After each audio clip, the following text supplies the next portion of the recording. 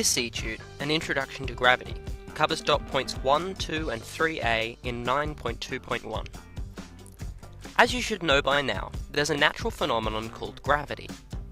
Gravity is the field force that any two objects with mass apply to each other and is always attractive. This means that any two objects with mass are attracting each other with gravity. Gravity is also a very weak force, so gravitational attraction between everyday objects is too tiny to measure. It takes something the size of a planet to have a noticeable effect. The force on an object due to gravity is called weight. Because the weight of an object due to the tiny gravitational fields of everyday objects is negligible, weight is universally used to refer to the force due to gravity exerted by a large body, like the Earth. You should note that weight is a force, meaning that it's measured in newtons. Weight is different but related to mass, which is measured in kilograms. In fact, they're related by Newton's second law, F equals ma, or force equals mass times acceleration. In terms of gravity, this can be expressed as W equals mg, where W is the weight force, m is the gravitational mass, and g is acceleration due to gravity. For example, a physics student with a mass of 70 kilograms will have a weight of about 686 newtons on Earth, and a weight of about 260 newtons on Mars. As you can see, his mass is not dependent on the gravitational field, it stays constant. On the other hand, his weight depends on the strength of the gravitational field he's in. You should note that, in everyday language, people frequently misuse the word weight when they mean mass. Don't make this mistake in your exams. Like all field forces, gravity can store potential energy. This idea comes from the first law of thermodynamics. Energy cannot be created nor destroyed. When you lift a heavy object into the air, you expend energy. That energy has to go somewhere. When you let it go again, it's pulled downwards by gravity, gaining energy, and that energy has to come from somewhere. This leads to the idea of potential energy, that energy can be stored by field forces for use later, and then expended to do work. The amount of potential energy is determined by the amount of energy put in. For field forces, this is called work.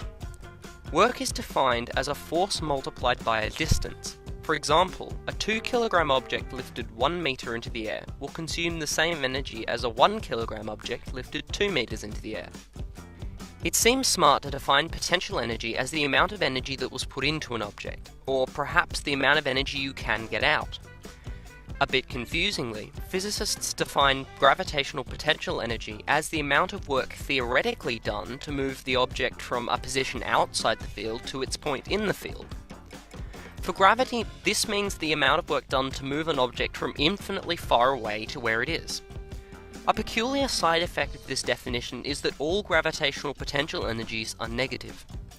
This is because in moving into the field, an object must have gained energy, being accelerated inwards by gravity. That energy must have come from somewhere, making its total potential energy a negative value. This odd definition may take some getting used to, but it's essentially the same as working with other potential energies. Gaining potential energy will result in a decreasingly negative number, and losing potential energy will result in an increasingly negative number. The important factor here is the change, rather than the actual magnitude. We can express this definition mathematically using the formula EP equals negative G m1 m2 on R, where EP is the potential energy, m1 and m2 are the masses involved, R is the distance separating the two masses, and G is the universal gravitational constant. So, for summary. Gravity is an attractive force between masses. It's a very weak force, so it's only noticeable with large bodies like planets. Weight is a force due to gravity. It's described by Newton's second law, F equals ma, or W equals mg. Be careful not to confuse weight and mass. Weight is a force and it's measured in newtons. Gravitational potential energy is the energy stored in the field by work done against it.